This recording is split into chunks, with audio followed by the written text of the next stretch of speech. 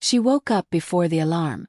As usual, the light filtered softly through the sheer curtains, brushing the edges of her world in quiet silver. Elena Hartley lay in bed, eyes open, listening to the silence that stretched between her and the man sleeping beside her. David's back was turned to her, rising and falling with the slow rhythm of someone lost in a dreamless sleep. She didn't reach for him. She hadn't in a long time. By 6:45 she was dressed. Simple blouse, tailored pants, hair pulled into a clean, low bun. She caught her reflection in the hallway mirror on the way out. Not bad, not remarkable. Just composed. That's what her students always saw. Professor Hartley, composed, eloquent, sharp. No one saw what simmered underneath. Not even David. Especially not him. Her office smelled faintly of old books and dust. Comforting, reliable. The first lecture of the semester always brought energy, even after all these years. She reviewed her notes for the romantic poetry module, sipping lukewarm coffee from her thermos. At exactly 8 a.m. she entered the lecture hall, heels clicking sharply against the tile. The room was half full already. A few students looked up. Some smiled. She began. Byron, Shelley, Keats. Voices from another time, but still somehow more alive than most people she knew. She saw him then. 5th row, middle seat. He looked like he belonged in a poem more than a classroom. Sharp jawline, dark, messy hair. Eyes that didn't wander like the others. They locked with hers for a moment too long. After class, most students filtered out. A few lingered to ask about assignments. He waited until the end, quiet, notebook in hand. "Professor Hartley," he said. His voice was calm, deliberate. "I wanted to ask, your thoughts on Keats's letters to Fanny Brawne. You said they bordered on obsession, but isn't that the point? Isn't obsession just love stripped of restraint?" He paused. That wasn't the kind of question she was used to. He wasn't trying to impress. He was genuinely curious. "Jason, right?" He nodded. "Obsession," she said slowly, "often comes from longing unfulfilled. Keats loved her in silence for most of their time. The restraint is what made the words burn." Jason tilted his head. "But doesn't restraint waste the chance? Wouldn't you rather say it all, even if it ruins everything?" The air between them shifted just slightly. That night, Elena stood at the kitchen counter while David sat at the dining table with his laptop. He barely looked up when she placed a plate of salmon in front of him. They ate in near silence. He asked nothing about her day. She said nothing about Jason. The week unfolded with unsettling predictability. Mornings were filled with lectures, emails, staff meetings. Evenings with dinner, dry conversation, the dull hum of the television. But Jason was a spark she couldn't ignore. He lingered in her thoughts like a half-remembered song. She found herself waiting for his emails, his essays, his presence in the 5th row seat. Then came Thursday. Rain streaked the windows of her office. The hallways were quieter than usual. Jason knocked once before stepping in. "I didn't want to bother you," he said, water dotting the shoulders of his jacket. "But I was thinking about what you said. About restraint." She gestured to the seat opposite her desk. "Go on." He sat, leaning forward slightly, elbows on knees. "It just seems like the people who don't hold back, they live more. Even if it hurts." Elena wasn't sure what unnerved her more. His words or the way he said them. Calm, certain, as though the storm outside echoed what stirred between them. She looked at the clock. 25 minutes until her next class. "Some things aren't meant to be lived out," she said carefully. "And some things are," he replied, eyes locked on hers. A flash of thunder cracked the sky. The power flickered. She stood too quickly. "I should get ready for my next class." Jason didn't move immediately. Then, without another word, he stood and walked to the door. Before leaving, he turned. "I think you're braver than you let on." And then he was gone. Elena sat down heavily. Her hands trembled slightly. She pulled open her drawer and found the old compact she hadn't used in months. She checked her reflection. Her lipstick had faded. Her eyes looked too alive. The next morning she chose a different blouse. Deeper color, softer fabric. She didn't know why. Or maybe she did. Elena told herself it was just a conversation. Just a student. Just a moment. But the line between what was and what shouldn't be had thinned so quietly. She hadn't noticed until she'd already crossed it. The emails started innocently. Discussions about poetry, references to obscure texts, musings on metaphor and meaning. But Jason's tone shifted subtly with time.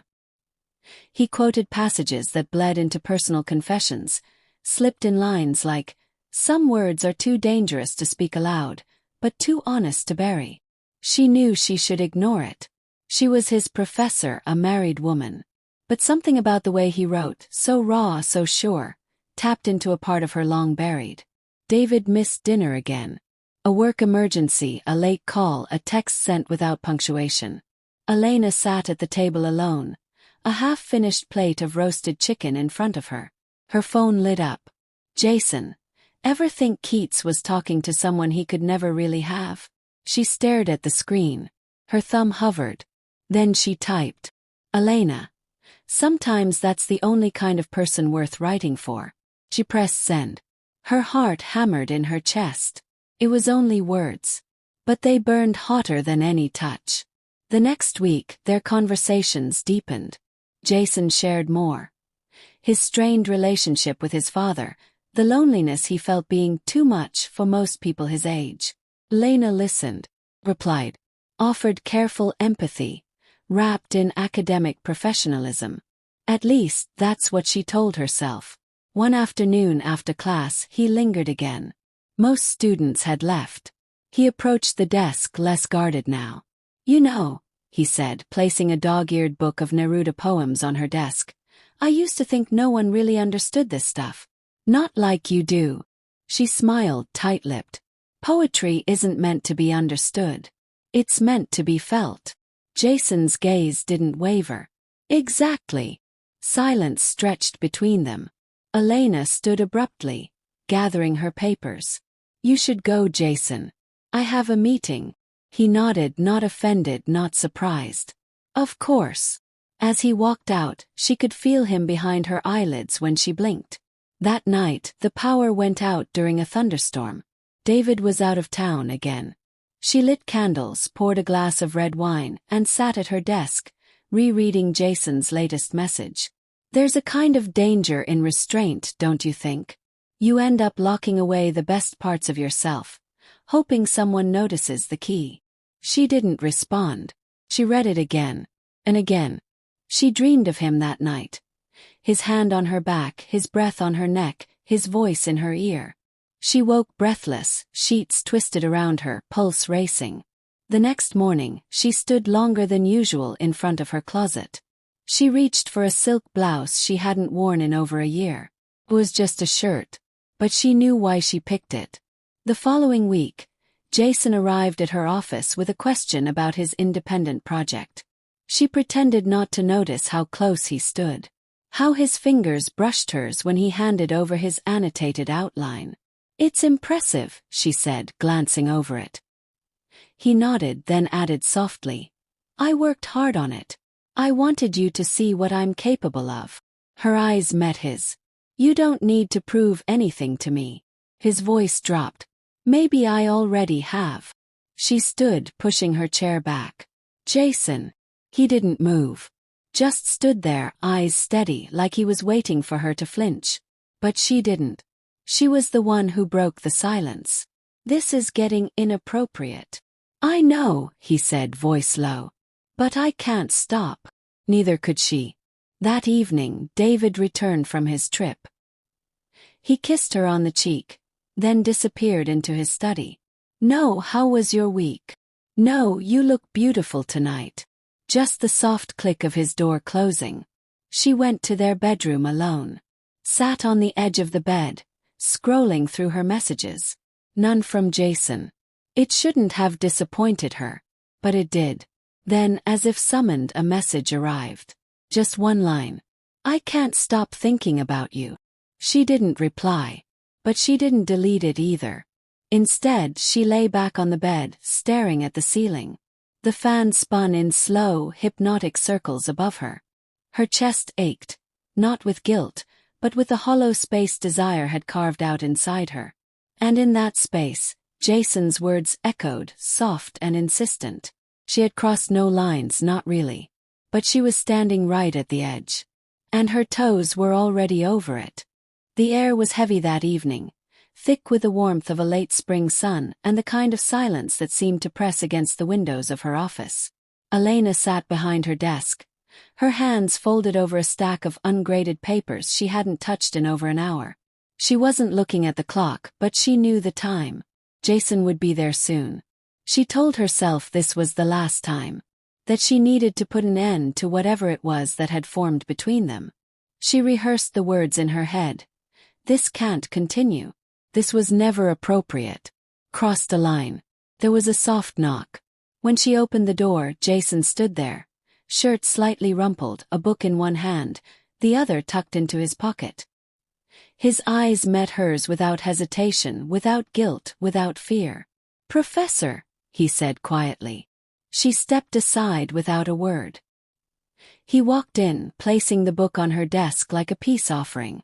"I added a few notes to the project outline," he said. "Some new sources on eros in classical poetry." She nodded, eyes on the book, but not seeing it. "Thank you." Jason didn't sit. He stood near the window, gazing out at the fading light. "This is the last week of the semester," he said. "I guess this ends soon, doesn't it?" Elena's voice was thinner than she intended. "Yes." He turned to her. "But it never really started, did it?" She looked up at him. "Jason, I just need to say this," he interrupted gently. "Even if it means nothing. Even if you tell me to forget all of it tomorrow." She didn't stop him. "I think I fell in love with the way you listen. With how you see things other people miss. The way you speak when you're not guarding every word. I fell in love with you." The words settled over the room like dust. Unmoving. Undeniable. Elena stood slowly. There were so many responses she could have given. So many correct ones. But none of them left her lips. He took a step closer. "I know this is wrong," he whispered. "I know." She didn't move. His hand reached up, brushing a lock of hair from her cheek. His touch was gentle, reverent. Her breath hitched. Then, like a current too strong to resist, she leaned in. The kiss was slow, hesitant. Then, all at once, hungry. Born from weeks of restraint and quiet glances, late-night messages, and unspoken truths. Her hands found his shirt. His hands her waist. There was no speech, no decision, just motion. They moved from desk to couch, papers scattered like fallen leaves around them. The room filled with the soft rustle of fabric, sharp breaths, the weight of a choice too long delayed. When it was over, they lay in silence. Elena stared at the ceiling, the soft hum of the building's air system the only sound between them. Jason's hand rested lightly on hers. "Are you okay?" he asked. She nodded barely. "No. I don't know." He turned to her, searching her face for something. Approval, reassurance, forgiveness. She couldn't offer any of it. "I don't regret it," he said. She didn't answer. Eventually he dressed. She watched him pull his shirt back over his shoulders, button by button, the moment becoming something distant already. "I'll see you in class," he said softly. Elena nodded but didn't look up. He left without another word. That night David noticed something. Maybe the way she didn't look at him over dinner, or how her fingers drummed quietly against the table. "You okay?" he asked. She looked at him, startled.